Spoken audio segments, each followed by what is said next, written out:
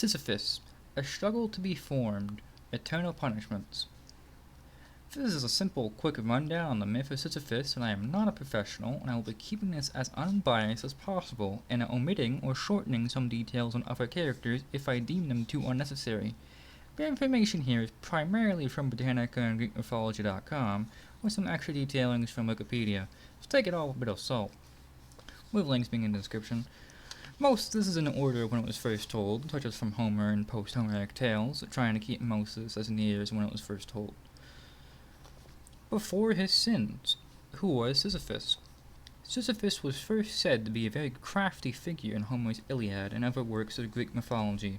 In some cases, he is said to have founded Ephyra, which is later and most commonly known as Corinth, or in other cases given its throne by the sorceress Medea. He is also said to have founded the Isthmian Games, named after the isthmus it was near geologically, which is a festival of athletic and musical competitions to honor the sea god Poseidon.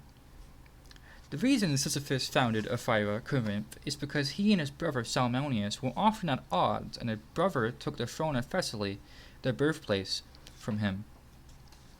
In an extra fact, not about Sisyphus, but one of his sons, Glaucus, who was a renowned horseman, but fed his steeds human flesh. After eventually losing a chariot race, his horses are said to have eaten him on the spot, apparently leading to horses on Corinth for generations afterwards to be skittish, seemingly haunted by his ghost. His capturing of Autolycus the thief. Sisyphus was neighbor to Autolycus, a notorious thief who had the power to change the color and form of things he thieved. Sisyphus noticed his cattle herds dwindling, and suspected Autolycus, but could not prove his theft. In a demonstration of his cleverness, albeit varying in some tales, he wrote, "Stolen by Autolycus," with other accounts saying he wrote only SS on the inside of his cattle's hooves. Later checking of the cattle proved that they had been stolen by Autolycus. However, Sisyphus wasn't satisfied with just proving he was a thief. He is said to have seduced Autolycus' daughter, Anticlea, who was later the mother of Odysseus, with some theorizing that it was Sisyphus who was Odysseus' father, given his similar cleverness, rather than Anticlea's husband Laertes. Attempted vengeance on his brother. Sisyphus seemingly had a knack for using his enemy's daughter in an act of revenge. He consulted the Oracle of Delphi, who told him the prophecy that if he had children with his sibling's daughter, they would destroy their grandfather. He then violated his brother's daughter Tyro, but Tyro had learned of the prophecy and killed her children to inhibit their ability to harm Salmoneus. His trickery of the gods.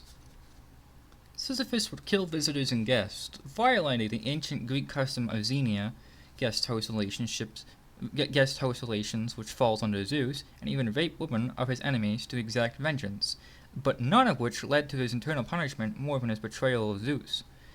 A river god, Sisyphus, wanted to know where his daughter, Aegina, had disappeared to. Sisyphus, seeing a chance to make a deal he could benefit from, offered to tell him if the old river god would create an eternal spring for his kingdom. Upholding his end of the bargain, he disclosed that Zeus had taken his daughter, which wasn't untrue, but when dealing with gods, wronging him was never an option.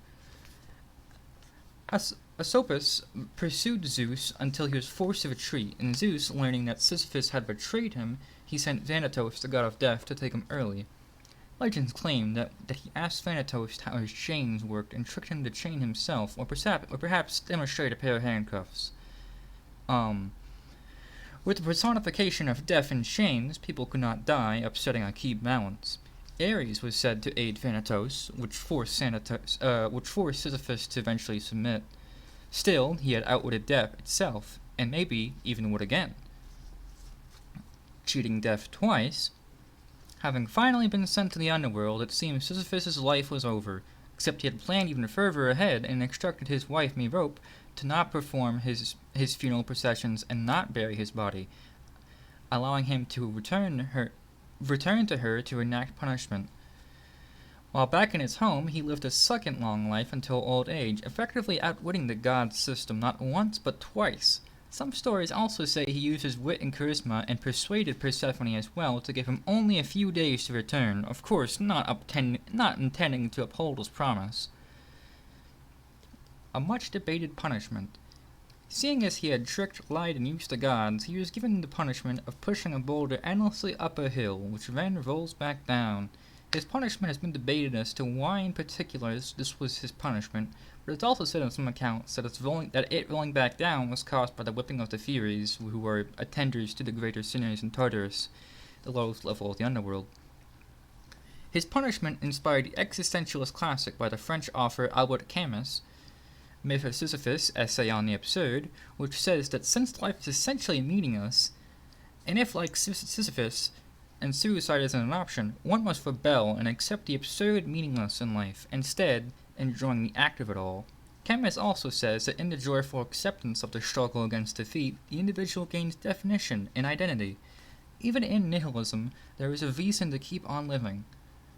I personally know how hard it can be, and I hope everyone can get through those tough times and emerge better for having them. My personal thoughts. I mainly think Sisyphus is a beautiful classic Greek myth. Not only is he a story of humbling oneself, and that nobody is ever truly at the top, and that being at the top often costs more than you truly gain in the long run, he is given a very defining and iconic eternal punishment, which on my non-existent scale, I give as a punishment a hell yes, roller pushing time out of 10. And of course, I originally didn't plan to cover Sisyphus next, but it's a bit of a late attempt to capitalize on the meme, so I hope it makes some people happy, and as such, one must imagine Sisyphus happy.